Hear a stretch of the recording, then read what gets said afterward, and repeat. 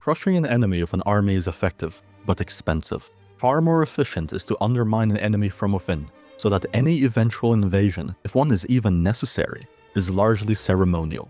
This kind of subterfuge has taken many forms. One of the most common has been sexual corruption. Historically, states have long understood that societies are held together by family networks, marriage, and long-term trust.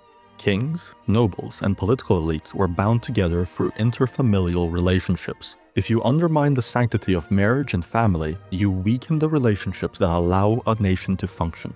Because of this, promiscuous individuals were historically used to compromise the influential. Sexual leverage could fracture alliances, create blackmail, and destabilize governance. More broadly, sexually permissive ideas were sometimes introduced into rival populations to erode norms around restraint and responsibility, particularly targeting the young, who were more vulnerable. At the individual level, sexual corruption results in men of lower impulse control, lack of discipline, and the unwillingness to form long-term commitment, or traits for the kind of men needed to defend your people.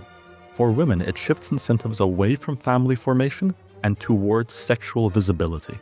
Cunning strategists would then introduce these elements to a well-fortified city when they did not wish to siege it, and simply returned a few decades later when their resistance would be trivial. It should be no surprise then that military titans and honor-based societies like Rome were terrified that the moral excesses of conquered cultures could destroy their discipline from within. So effective were these methods that disciplined societies would do everything in their power to prevent it. If a member of the population encouraged such ideas, they were accused of corrupting the youth, exiled, imprisoned, or executed.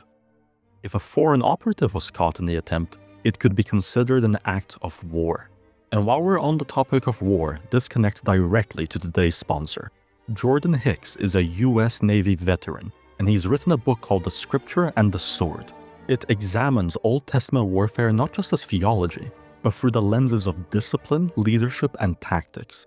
What I appreciated about it is that it doesn't treat faith as a passive thing. It draws practical lessons from figures like Joshua, David, and Gideon, and even connects them to classical military thinkers like Sun Tzu and Clausewitz. If this resonates with you and you want to go deeper into this way of thinking, I've linked the book below. Now back to the video. Thankfully, tactics involving sexual corruption had serious constraints. Honeypot operations were expensive, slow, and limited in scale. Cultural influence took generations to spread, and societies would sometimes self-correct after periods of excess. However, modern technology through the internet and mass distribution of pornography removed those constraints entirely. What once required spies, money, and risk can now be done passively, at scale. Pornography trains the mind towards novelty, escalation, and instant gratification. Modern entertainment normalizes sexualization, and technology is abused to remove consequences from sex. Commitment becomes optional and reproduction accidental. A population shaped this way doesn't need to be invaded. It stops reproducing the traits that once defended it. So ask yourselves, were our ancestors wrong? Is someone who promotes this from within not a destabilizer? Is a rival nation trying to do this not an act of war?